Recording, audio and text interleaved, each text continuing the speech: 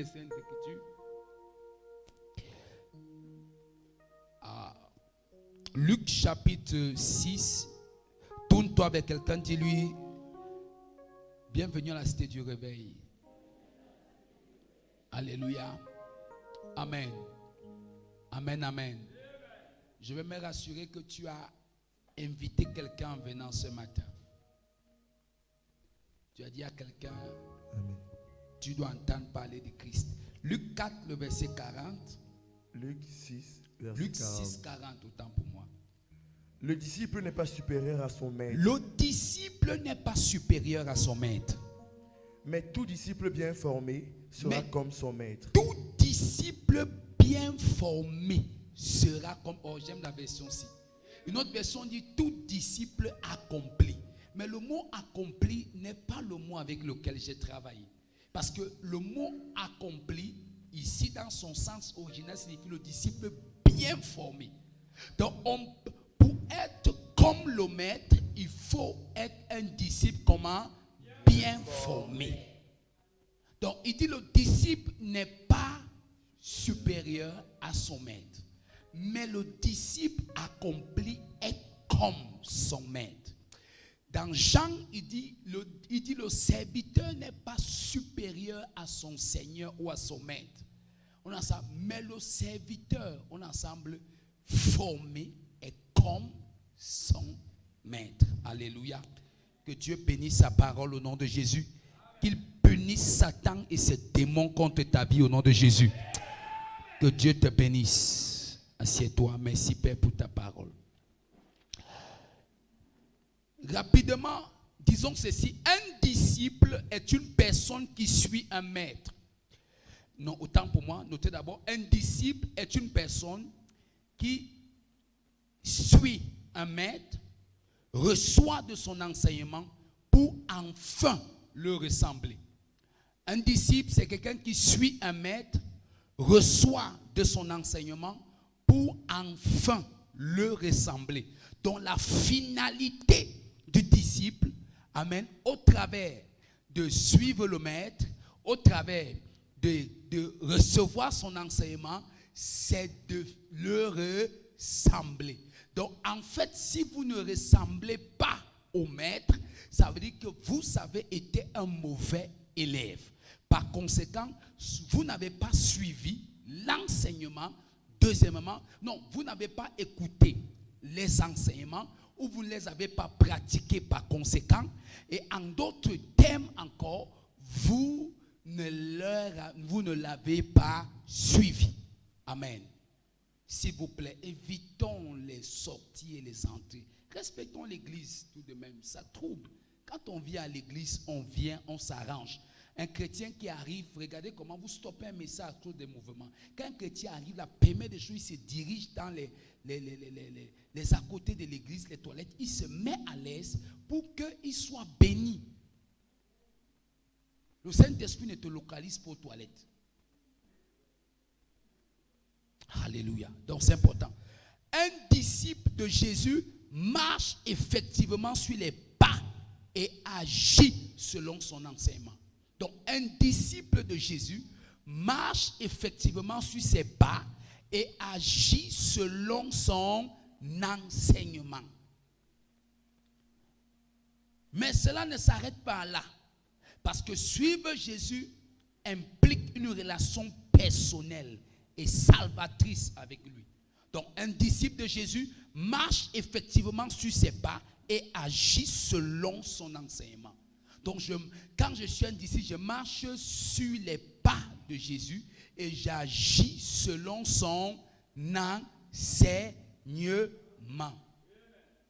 Amen. Ensuite, disons ceci. Cela ne s'arrête pas seulement là, non. Mais suivre Jésus implique que j'ai une relation personnelle et salvatrice avec lui. Lorsque je suis Jésus, j'ai une relation personnelle et salvatrice. Ça veut dire qu'une relation que j'ai avec lui basée sur le salut que j'ai reçu de lui. C'est très important.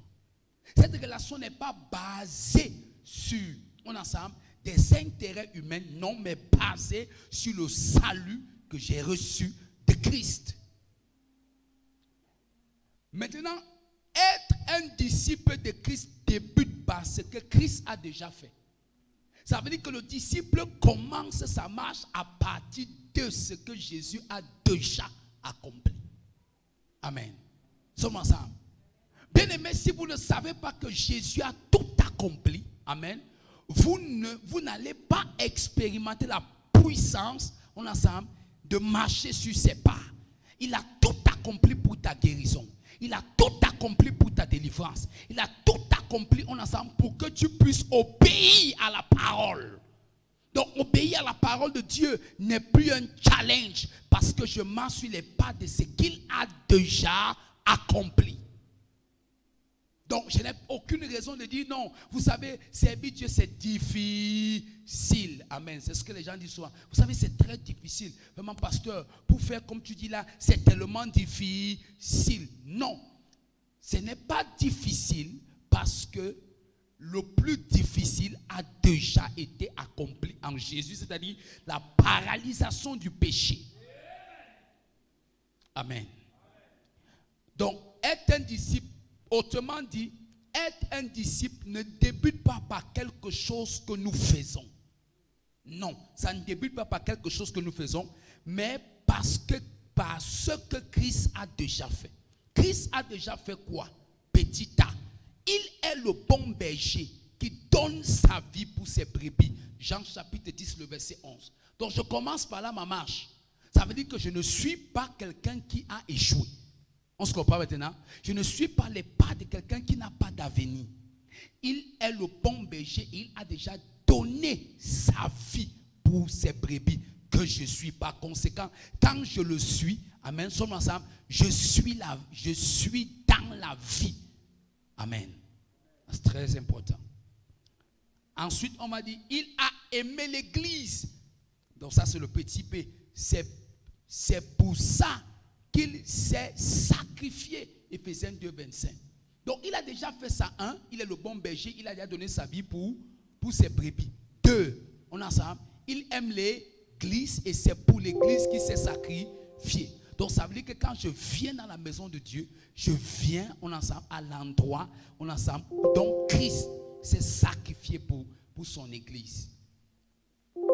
Petit, c'est, il a payé la dette qui n'était pas sienne, mais la mienne, on ensemble. Donc, il a payé ma dette. Donc, il a déjà fait tout ça. Donc, je ne viens pas à Jésus, on ensemble, on se comprend, pour porter encore le poids de mes péchés.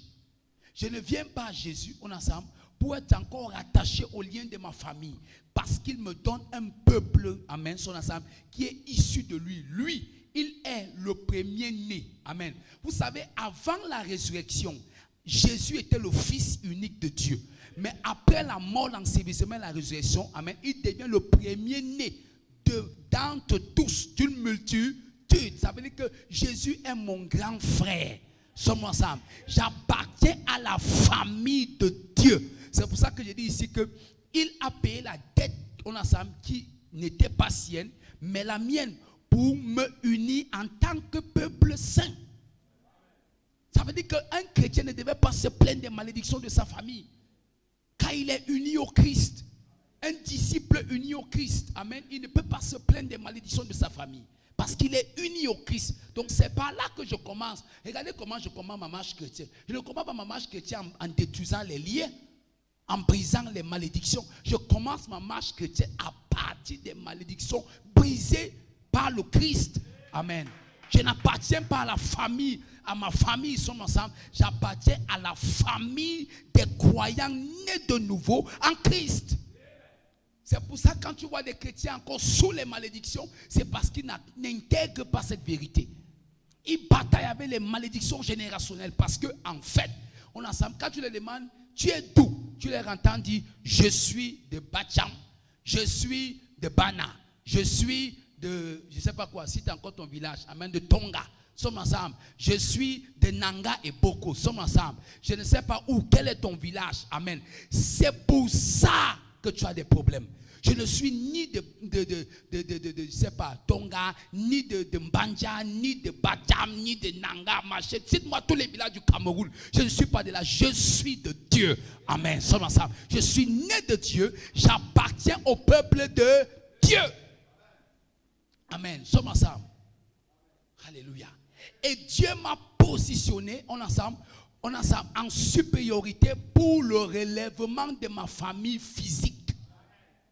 Mais ma famille spirituelle, ce sont les croyants. Ma famille physique, ce sont ceux de ma naissance physique qui ne connaissent pas Dieu. Dieu me positionne pour leur aider. Dieu me positionne pour leur être salutaire. Alléluia. Est-ce que je prêche dans cette salle? Donc arrête, c'est ça là où le disciple commence à marcher. Là où Jésus a déjà accompli. Aïe, aïe, aïe, aïe, aïe, aïe, aïe, aïe. Tu es dans cette salle. Donc le disciple n'est pas supérieur à son maître, mais tout disciple bien formé sera comme son maître. Alors qu'est-ce que ça veut dire maintenant? Quand la Bible dit le disciple n'est pas plus grand que son maître. Ça, c'est par là que je commence, parce qu'on a trois parties. Le disciple n'est pas plus grand que son maître.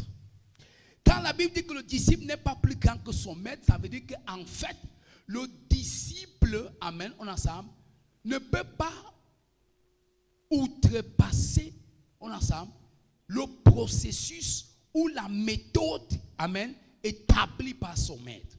Donc, il ne peut qu'emprunter cette méthode pour être comme son maître. Il ne peut pas trouver une autre méthode. Tu ne peux pas être un chrétien, amen, en vivant une autre vie et tu t'appelles chrétien. Tu ne l'es pas. Parce que la Bible dit que pour la première fois à Antioche, ils ont vu les disciples de Jésus qui ressemblaient au Christ et leur ont appelé chrétiens. Le nom chrétien n'est pas un nom qui vient de la Bible. C'est un nom qui vient des païens, des personnes non croyantes. Dans Actes chapitre 11, à partir du verset 26, si je ne me trompe pas. Quand ils ont vu les chrétiens qui ressemblaient, les disciples qui ressemblaient au Christ. Parce que la finalité, c'est de ressembler au Christ. Par les enseignements que j'ai suivis et les pas, amen, les enseignements que j'ai reçus et les pas dont je pose après ces pas. C'est ça qui finit par en ensemble. Tu entends, on a dit que formé. Il est comme bien formé. Et quand quelqu'un te voit et dit que non, ça, c'est quelqu'un qui sort de la cité du réveil parce qu'on connaît les enseignements qu'on prêche là-bas. Sommes ensemble. Non, ça, c'est quelqu'un qui sort de telle communauté. Ça, c'est les enseignements, on ensemble, qu'ils ont reçus de Jésus. Sommes ensemble. C'est pour ça qu'on leur appelait chrétiens. Comment tu peux être dans une église, amen, tu prétends que c'est là où Dieu t'a dit de persévérer, mais tu ressembles à un fidèle d'une autre église. Sommes ensemble. Tu es un fantôme. C'est anormal. Bibliquement, c'est anormal. C'est pour ça que Paul va demander à Timothée, mais qui vous a engendré?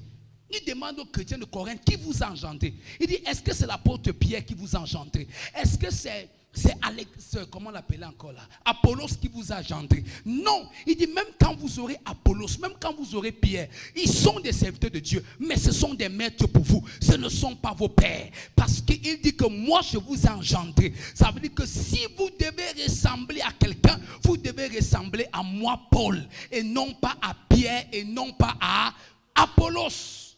Parce que vous êtes les disciples de la révélation que j'ai reçue de Jésus. Paul, c'est ce que Paul dit.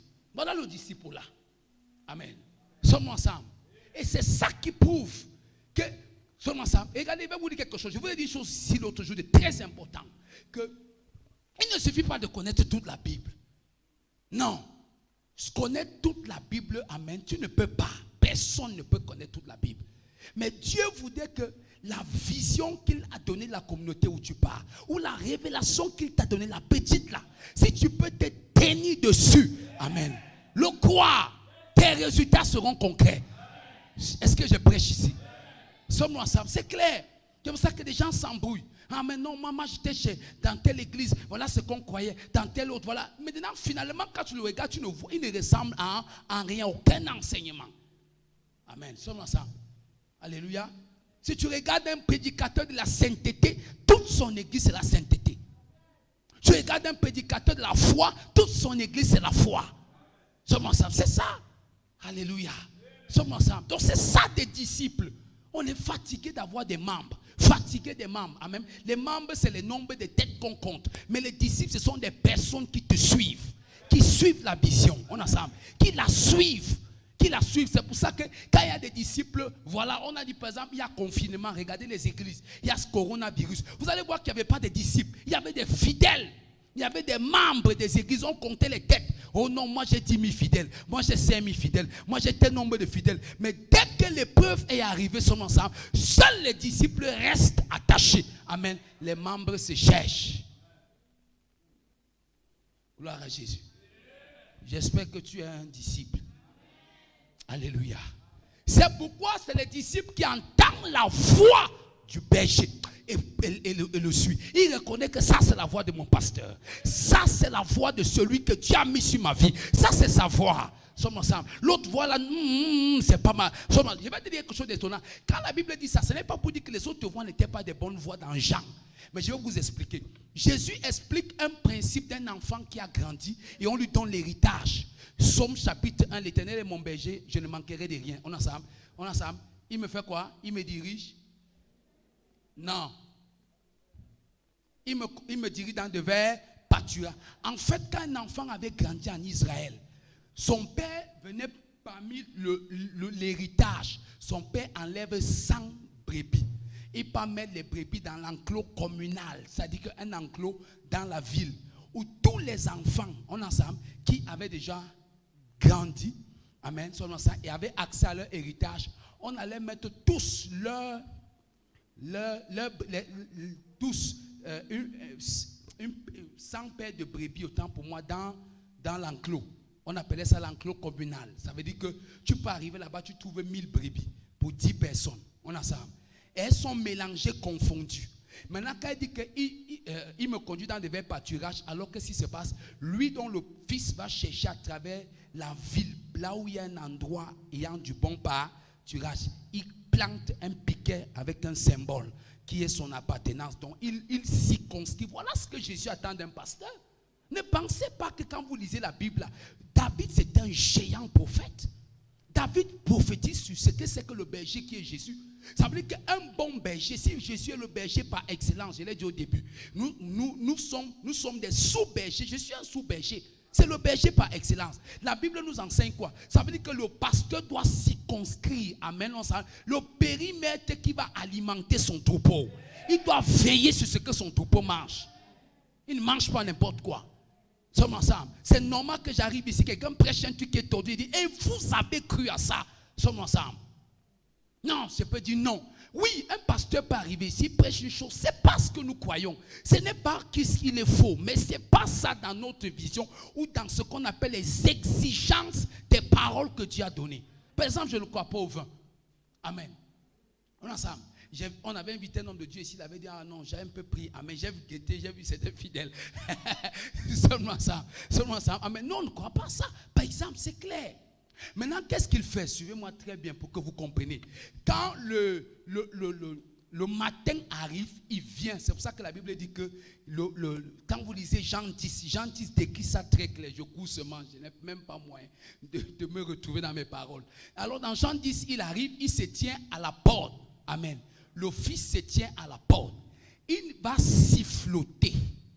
Vous savez ce qui se passe? Il y a un mystère. Ce n'est pas pour rien qu'on appelle les chrétiens les brebis dans l'église. Ça veut dire que Dieu leur a donné l'intelligence de reconnaître la voix de leur berger. Donc si le fils là était toujours un enfant fidèle derrière son père, tous les brebis que son père lui a donné ensemble vont reconnaître sa voix comme étant avec leur vrai propriétaire. Or, qu'est-ce que ça veut dire? Ça veut dire que Dieu est le propriétaire des propriétaires et il vient sur le Cameroun, il coupe ma part de brebis et il me donne comme pasteur. Amen. Donc, maintenant, les brebis, la cité du réveil sont remplies là dehors. Mais d'aucuns n'ont pas encore entendu ma voix. Ce n'est pas tout le monde qui va m'entendre, il va reconnaître que c'est lui mon pasteur. Non. Certains d'entre eux, parfois, le temps me manque pour t'expliquer ça. Parfois, quelqu'un d'entre eux dit, mais où était ce pasteur depuis des années? Non, c'est pas ça. C'était le moment idéal que tu entends la voix. Tu reconnais dans sa voix, on a ça, celui qui est censé être ton pasteur. Si tu comprends la Bible, le temps me fait défaut pour que j'entre dans les profondeurs pour mieux t'expliquer ça. Donc si c'est un mauvais fils, quand il va siffloter, aucune brebis ne va sortir. Et les brebis de papa X ne peuvent pas aller chez le fils de papa Y. Jamais. Ils reconnaissent. S'ils ne reconnaissent pas la voix, ils vont rester là dans l'enclos. Ne bouge pas. C'est pour ça que Jean 10 va le dire, que c'est le voleur qui vient par la fenêtre. Le voleur ici, c'est le mercenaire. Celui qui guettait le troupeau à distance. Amen. Maintenant, quand le fils laisse le troupeau, va pour localiser le pâturage, il vient se mettre à la fenêtre. C'est pour ça qu'il dit que le voleur se met à la fenêtre. Sommes ensemble. Alléluia. Est-ce que tu avais moi dit un amen comme le tonnerre? Je prophétise que Dieu fasse de toi un disciple établi. Donc quand il dit que le disciple n'est pas plus grand que son maître, cette partie nous donne de saisir qu'il y a un processus pour ressembler au maître. Il y a un processus pour faire quoi? Ressembler au maître. Alléluia. Pour ressembler à Christ, si vous voulez. Donc la finalité n'est pas la position, la dimension du maître, mais on ensemble à suivre ses pas dans le processus de le ressembler. Ça veut dire que la dimension n'est pas à faire quoi? Amen. Donc ça veut dire qu'il veut dire au départ que le vrai disciple, amen, qui est inférieur, amen, n'est pas plus grand que son maître. Ça veut dire qu'au départ, le but de le suivre, ce n'est pas la position que le maître a, la dimension spirituelle que le maître a. Non, c'est on ensemble le ressembler, accepter le processus afin de le ressembler. Maintenant, ce n'est pas moi qui va déterminer, on ensemble, que je suis puissant comme le maître, que je suis dans sa dimension. Ce n'est pas moi qui va déterminer là où je me trouve déjà, non. Mais c'est la ressemblance du maître en toi, en moi, on ensemble, qui de manière génétique, sans que je ne m'en rende compte, oh tu n'entends pas ça, qui se manifeste. Amen. Je prends un exemple. Admire quelqu'un. Parfois, à un moment, c'est les gens qui te disent que mais finalement, tu fais comme la telle personne. Amen. Toi-même, tu ne te rends même pas compte. Tout ça, c'est spirituel. Amen. Seulement ça. Alléluia. Maintenant, disons ceci. Quand il dit que permettez Corona Jésus. Amen. Seulement ça. Voilà. Peut-être il y a quelqu'un qui a dit, hey, le passé a toussé. Bougeons. Alléluia. Laisse-moi prêcher la parole de Dieu. Seulement ça. Quand la Bible dit que le disciple n'est pas plus grand que son maître, il veut dire quoi? Je vais seulement citer. Il y a deux aspects majeurs. Amen. Qu'il doit avoir pour prouver, amen, son ensemble, qu'il est au pied du maître. Il y a deux choses majeures qu'il doit avoir qui démontrent qu'il est au pied du maître. C'est pour ça qu'il n'est pas plus grand que le maître. Première chose, l'humilité. Je vais m'arrêter là à l'humilité. On va parler, je ne sais pas comment il va faire le deuxième, parce que le deuxième, ce sera pour le deuxième service. Le deuxième service, ça uniquement le deuxième point sur le C. Il y a deux, l'humilité et l'esprit de service. C'est ça, parce que quand vous lisez Jean, c'est Jean qui nous explique ça mieux. Oh là là, je ne sais pas comment je vais faire là. Allons dans Jean, on va courir, bien aimé. Jean, oh, dis à ton voisin, est-ce que tu es connecté? Dis-lui ça comme le tonnerre. Dis-lui que est-ce que la parole a le goût? Dis qu'est-ce que tu sens le goût là ce matin? Si tu sens le goût là, ne sors pas d'ici sans mettre le jus au nom de Jésus. Ton amen n'a pas Jésus. Hein. Il faut donner un bon amen. Voilà, amen, amen. Donc Jean chapitre 13 va dire cela. C'est Jean chapitre 13 qui m'intéresse. Amen. Je suis en train de chercher dans Jean chapitre 13 parce que c'est Jean chapitre 13 qui m'a fait ressortir ces deux points. Dans Jean chapitre 13, Jésus va leur expliquer pourquoi est-ce qu'il les a lavés les pieds. On ensemble. Ensuite, il va venir leur dire en bas, le disciple n'est pas plus grand. Et quand je méditais, Dieu me dit, regarde, il voulait leur enseigner son humilité. Amen. Qui est la plus haute dimension de la spiritualité. C'est-à-dire que la plus haute, c'est-à-dire que la plus grande preuve qu'un homme est spirituel, ce n'est pas parce qu'il donne. Amen. Pas parce qu'il fait du bien aux pauvres, c'est parce qu'il est d'abord humble. C'est là qu'on reconnaît l'humilité. Dieu n'amène à ça. Dieu n'amène à ça.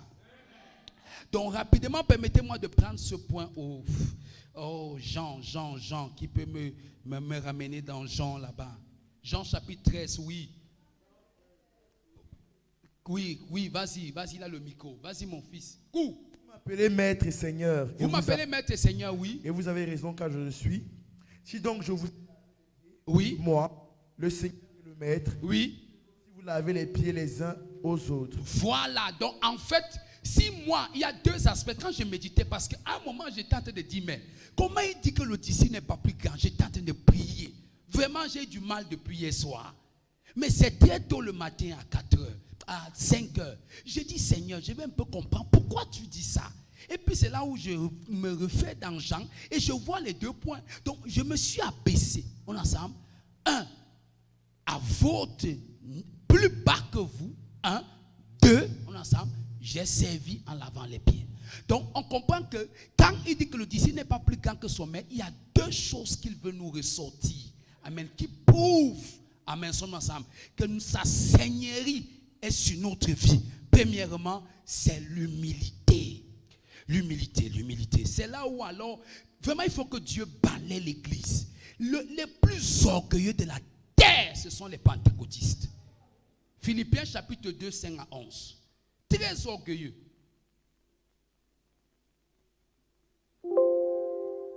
Ça c'est un message que tu dois écouter et réécouter. Je t'assure. Philippiens 2. Oui, rapidement. Oui. Que votre attitude soit identique à celle de Jésus-Christ. Lui qui est de condition divine, oui. Il n'a pas regardé son égalité avec Dieu comme un butin à préserver, mais il s'est dépouillé lui-même. Regardez, premièrement, on voit donc tout ça dans Philippiens. Jésus ne s'est pas considéré d'abord comme Dieu.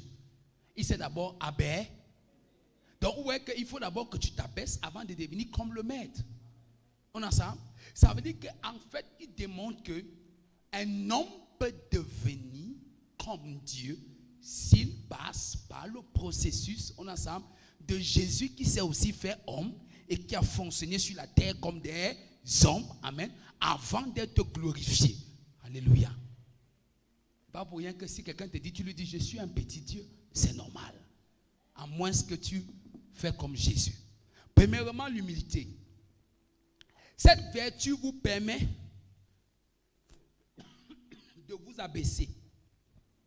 Cette vertu vous permet de vous abaisser. Quels que soient vos droits, quelles que soient vos positions, quelles que soient vos capacités. Cette vertu te permet de t'abaisser. Quels que soient tes droits, tes capacités, on est ensemble, et ta position. C'est pour ça qu'on a dans l'église des gens qui il est venu à Dieu comme homme d'affaires, il est venu à Dieu comme ministre, il est venu à Dieu comme docteur, et puis il arrive à l'église, et il n'est pas prêt à s'abaisser, amen, non, dans ma position, moi je suis comme ça. Non, tu n'es pas un disciple. Tu n'as pas encore rencontré ce verset biblique. Jésus ne t'a pas encore formé. Amen. Sommes ensemble. Quand Jésus te forme, je vous avais dit ici, quand Jésus te forme, il va d'abord détruire le vase et il donne. Le vase que tu avais dans le monde, c'est comme le monde te voyait. Maintenant, le monde va toujours te voir de l'extérieur tel que tu es, mais à l'intérieur, il y a un travail que Dieu va faire. C'est qu'il va d'abord, il va briser le vase là, amen, sommes ensemble, et il va remodeler le vase. Je vous avais dit ceci. Il va remodeler le vase à sa manière en tant que le maître et toi, le disciple. Amen. L'eau qu'il met sur le vase, c'est l'enseignement, la parole. Amen. C'est cela. C'est l'eau qui permet qu'on peut donner au vase n'importe quelle forme. C'est la parole qui te donne la forme voulue par Dieu. Donc, c'est ça. On a dit que quoi? C'est quel que soit tes droits, tes positions, tes capacités, on ensemble, tu t'abaisses. Parfois, il agit simplement de se taire plutôt que de se faire entendre. C'est aussi ça l'humilité.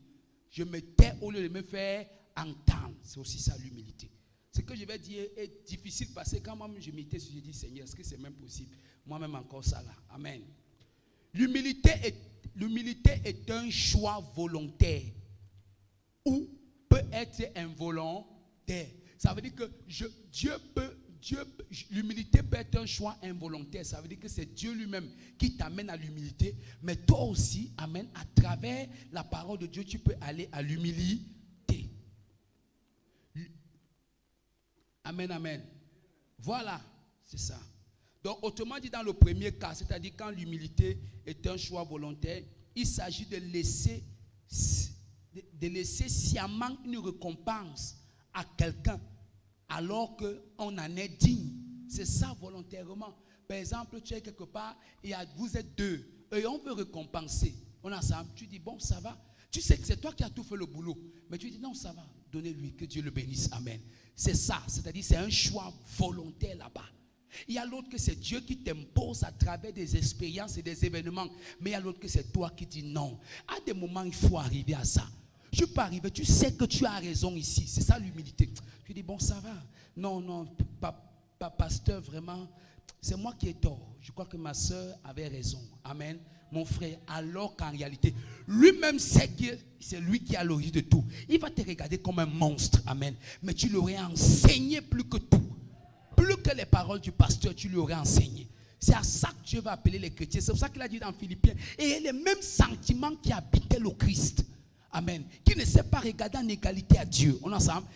Comme une poire arrachée, mais qui s'est humilié. Ça veut dire volontairement il s'est humilié. Ce n'est pas le Père qui le lui a imposé. Ce n'est pas les circonstances. Parfois, c'est les circonstances qui nous obligent à devenir humbles en tant que chrétiens. J'ai tout perdu dans la vie. Et puis, je me gonflais comme chrétien. Dieu m'a béni après. On a ça, l'ennemi a soufflé dessus. J'ai tout perdu. Et on me voit très calme à l'église, en train de servir. En ce moment donné-là, cette humilité est l'œuvre des circonstances et des réalités de la marche chrétienne. Mais quand c'est l'œuvre de ma soumission personnelle à Christ, c'est encore extraordinaire. Je deviens un enseignant sans parole.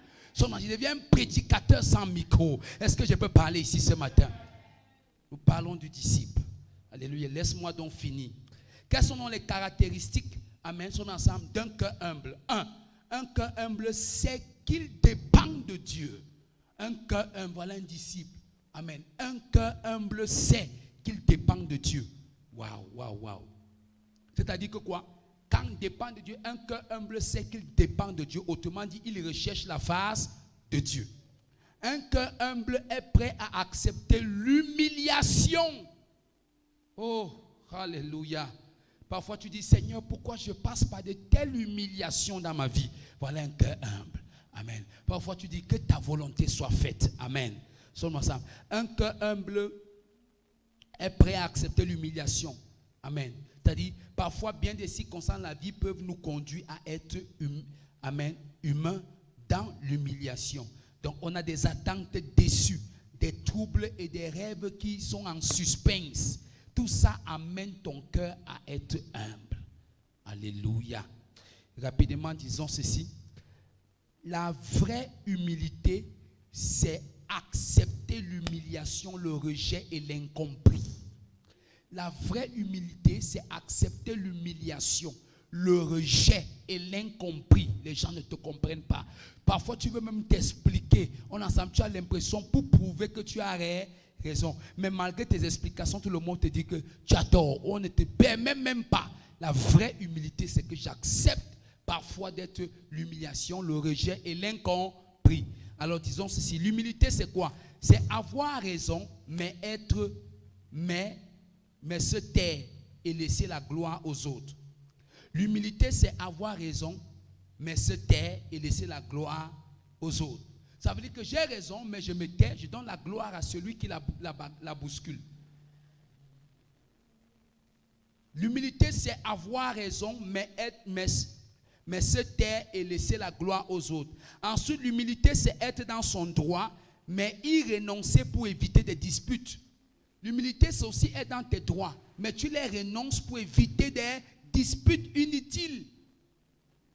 C'est ça l'humilité. L'humilité, c'est prendre ce qui est parfois simple. Ça veut dire que tu as la possibilité d'avoir, tu as la possibilité d'avoir gros dans une affaire. Amen. Mais par humilité, tu dis, ok, comme je vois un tel esprit de dispute, but. Ok, ça va. Moi, je prends la simple contrepartie, je m'en vais. Alléluia. C'est ça, parfois, c'est aussi ça l'humilité. Alléluia. Sommes ensemble. L'humilité, c'est la capacité à apprendre des autres. L'humilité, c'est aussi la capacité à apprendre des autres. C'est de ça que Jésus disait, apprendre des autres. Amen. Si quelqu'un veut être mon disciple, qui renonce à lui-même. Donc, apprendre des autres. Autrement dit, Dieu place au-devant de nous quelqu'un qui n'a pas parfois notre expérience de la vie, mais il a appelé à être mon pasteur. Il a appelé à être mon prophète. Il a appelé à être mon responsable à l'église. Vous n'avez pas encore remarqué ça? Parfois, tu arrives, ton responsable à l'église n'a pas fréquenté plus que toi. Amen. Et toi, tu penses que non, parce que toi, tu connais beaucoup dans tel domaine, c'est pour ça qu'il ne mérite pas sa place. Faux. Dieu ne le met pas là-bas parce qu'il est capable, mais parce que Dieu le trouve fidèle. Amen. Ou même Dieu l'a trouvé capable de le faire ensemble. Mais cependant, Dieu veut te briser. Parfois, vous avez sur la tête des responsabilités des gens qui n'ont pas votre compétence. Comment vous vous comportez face à eux? Tu es au lieu de service, ton chef, amen, tu es chrétien, ton chef est inférieur à toi. Comment tu te comportes par rapport à lui? C'est ça qui prouve que tu es humble. L'humilité, c'est aussi accepter ça. Accepter que celui qui me dirige n'a pas mes compétences, il n'a pas mes diplômes, il n'a pas mon argent, amen, ensemble. Il n'a même pas mes appréciations, ensemble. Mais c'est mon responsable. C'est ça l'humilité, alléluia. Non, moi je ne peux pas accepter comme ça. Elle ne peut pas me diriger parce qu'elle ne connaît rien, ensemble. Non, bien aimé, non. Quand Dieu veut travailler en toi, il le fera. C'est ça l'humilité. Peut-être tu étais incompétent mais non aiguisé. Tu étais une machette mais qui n'était pas aiguisée. Amen. Dieu te donne quelqu'un qui te brise parce que Dieu sait que le jour où il va te positionner là-bas, ton résultat sera maintenu et permanent. Sommes ensemble. Je prie pour toi que tu comprennes ces choses. Permets-moi d'aller rapidement. Shout power. Et également, c'est se considérer comme un élève du Seigneur. Dernier point, c'est se considérer comme un élève du Seigneur. L'humilité, c'est se considérer comme un élève du Seigneur. Donc quand je suis humble, je me considère comme un élève du Seigneur. Ça veut dire qu'en fait, je suis élève du Seigneur, élève du Saint-Esprit et élève d'un homme. Parce que les trois choses marchent ensemble. On a dit que c'est quand tu es formé que tu es un vrai disciple. Or, quand tu es formé, ça veut dire que Dieu, amen, qui te forme, amen, te formera en ensemble à travers sa parole et par son esprit. Ensuite, il va te mettre à côté d'un homme. Et tu vas voir parfois, tu es élève aussi d'un homme. Cet homme-là aura des caractères, amen, et des comportements que Dieu a mis à lui de manière adéquate à bouger, les malfonctionnements qui sont à l'intérieur de toi. Parce que ça, c'est ce que je vais expliquer au troisième service. Là où la Bible dit qu'il faut que l'homme de Dieu soit, la Bible dit que il soit enseigné, la Bible dit qu'il soit éduqué, la Bible dit instruit dans la connaissance de Dieu et dans sa justice. Amen. Il dit pour que l'homme de Dieu soit accompli, propre à toute bonne œuvre. Amen. Autrement dit, formé à toute bonne œuvre. Donc, on va voir là-bas pourquoi Dieu permet ça. Parce que quand il permet ça selon 2 Timothée, vous comprenez clairement que même les enseignements, tout ce qu'il te donne, c'est par rapport à la forme de ta destinée. Amen. Seulement ça. Donc accepte ça. Passe à l'école de Dieu. Passe à l'école des hommes. Accepte ça. L'école des hommes est parfois difficile. Dieu met devant toi, mais parfois tu vois un leader terrible. Amen. Seulement ça. Un leader qui ne te laisse pas le repos et le sommeil. Amen. Il est conscient que tu as travaillé une semaine. Il te dit encore à la fin de la semaine, c'est que fais encore ça. Amen. C'est une formation. Parfois, il faut accepter ça. Alléluia. Le temps me manque. Mais quand on est dans la suite des enseignements, on va voir cela. Que Dieu te bénisse. Que sa main soit avec toi. Donc nous allons exclusivement au deuxième service traiter l'esprit de service. Ah là là là là, l'enseignement est extraordinaire. L'esprit de service. Que Dieu te bénisse. Que sa main soit avec toi. Que sa grâce te couvre au nom de Jésus. Amen, amen.